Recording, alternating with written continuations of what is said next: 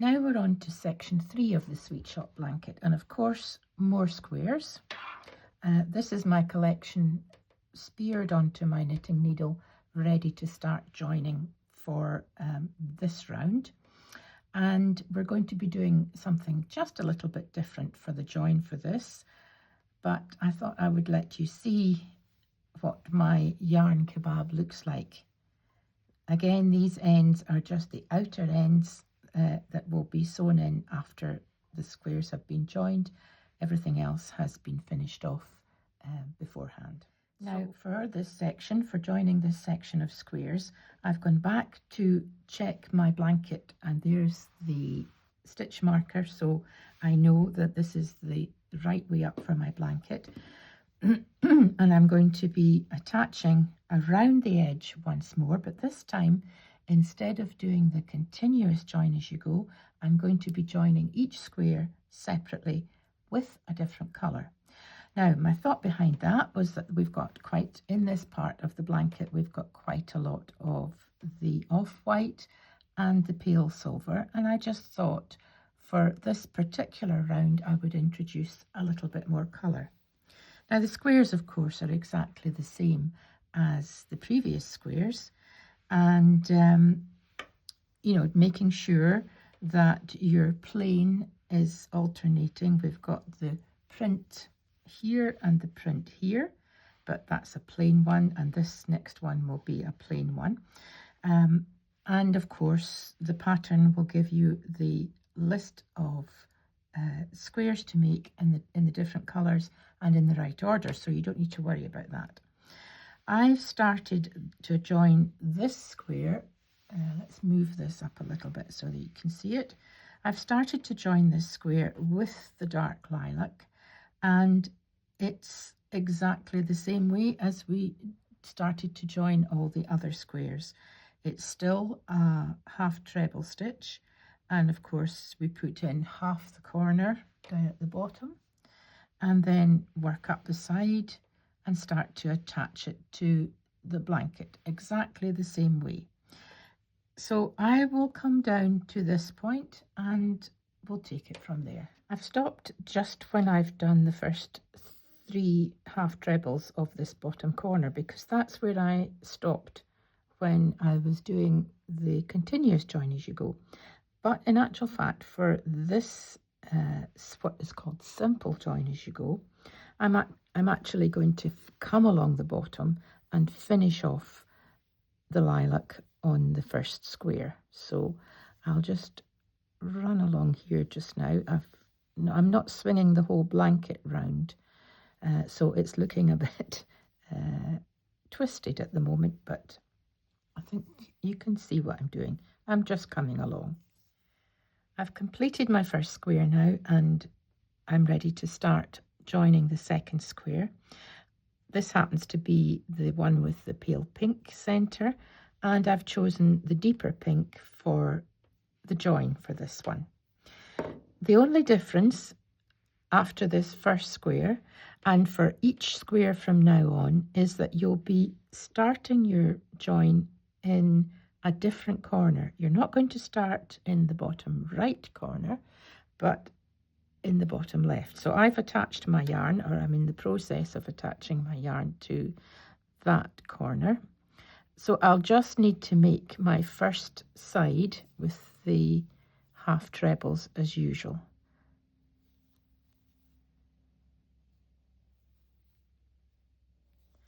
So it's 2 half trebles in the corner after the chain 2, and then 3 half trebles all the way along, just as normal.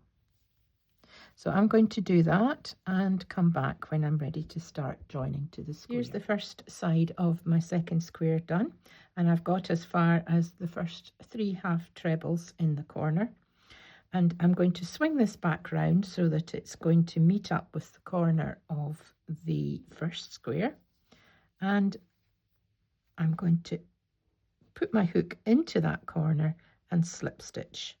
That's me starting the join. And then I can come back and finish off the 3 half trebles. I've got a wayward end there that's just wanting to join the party, but no, it's getting pushed back out of the way. Right, 2 and 3. And then into the next space, as usual, and 3 half trebles. I don't need to explain this to you because we've done so much of those already. So there we have the squares joining to each other. I'll come back when we get to this corner. Up at the top corner now, and it's just exactly the same as before. Slip stitch diagonally across into this square to attach to the blanket, and 3 half trebles. I've just started, done 1, 2, 3, and that's all there is to it. So you just work along here, slip stitch diagonally into this corner, down, and finish off by completing the corner of your square. Cut your yarn and we're ready to start the third one. I'll just show you what the third one looks like and the colour, and then you can go ahead with your pattern list of colours for the joins and work your way through this lovely big yarn kebab.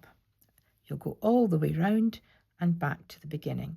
I might pop back when I get to the corner if I feel that it's necessary to show you how to go round the corner. Probably will, and let you see that.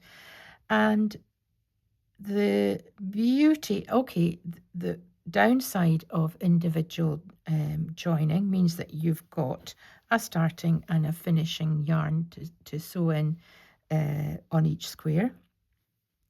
No big deal really. But the upside is that you have the interest of a different colour for each square, so you'll see something quite magical happening with the colours in the blanket. Okay, so I'll see you at the end of the first side to take you around the corner. So you can see now that I have done one side of my blanket with the individually coloured joins on the squares, and I think the result is looking quite good. It's picking out a bit more colour, which is what I was wanting, and just providing a little bit of a contrast to the centre squares. The choice of the border colour is pretty random. I'm picking a colour which is going to blend in with the colours round about, so it's not going to look too close. Like, for example, I've got the pale lilac in this circle, so I definitely wouldn't put the pale lilac around the outside of this square. So it's kind of by eye that I'm picking the colours. There are 5 because I'm not using the print yarn in the border here because I've used it around the edge already. So it's 1 each of the 5 plain colours that I'm using for the borders. But they're not going to be in a repeating pattern because the squares themselves aren't in a repeating pattern. I'm just going to pick them by eye, but don't worry, they will all be listed in the pattern so that you know what colour to use. Now I'm on to the corner now, so I'm going to turn the blanket round so that I'm ready to start with this outside corner.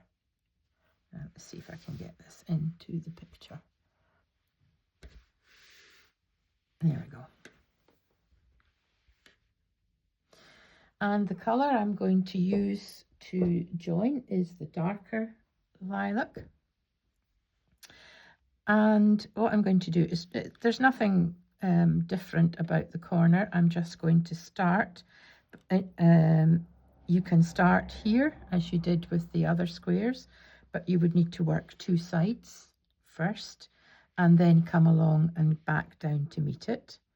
Or you can start here, work 1 side, come along, down and back.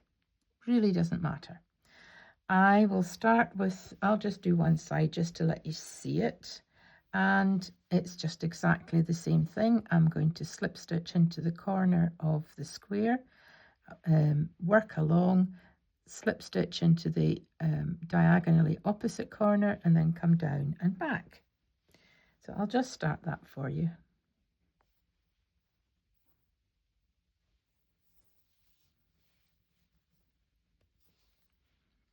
I've now got my overhead lamp on because the daylight is fading. We've had an absolutely glorious day here in winter sun, but it's winter, so the sun is going down very quickly now, and that means that the light is going.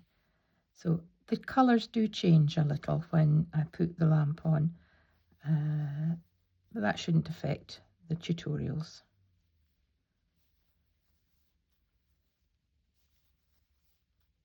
So I'm just going to work along to here. I'll pop back when I get to this corner. So half of my corner done with the 3 half trebles, and then straight into the corner of the pink square and 3 half trebles.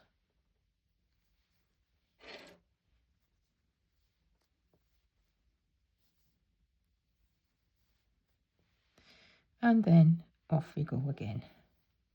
So that's really just how to work around the corner. It's not difficult. You just work along here, as I say, slip stitch to the diagonal corner, down and back and finish off. And then the next square is attached just as we've gone round the corner and we're starting to go along the other side. One little thing that it's really not important, it really isn't important, but when I've brought this next square out, and as you can see, the colour of the edge of this square and the colour of the edge of this square are pretty similar. It's just the way the variegated yarn has come out. So when it's like that, I just turn it round so that there are a little bit of a contrast between the colours. It doesn't always work. It could be when I take my next square that there really isn't much that I could put a blue pink against that. That's okay. And you can see there's a bit of a contrast there. But that's just the way I try to mix the colours a little bit so that there's not too much of the same colour together. Okay, so I am going to go all the way round all 4 sides of my blanket, and I'll see you when I get to the other end. And now, as you can see, the squares are all attached to the blanket. Everything is looking nice and flat and neat, I'm very pleased to say. And we can leave the squares behind and move on to the next section.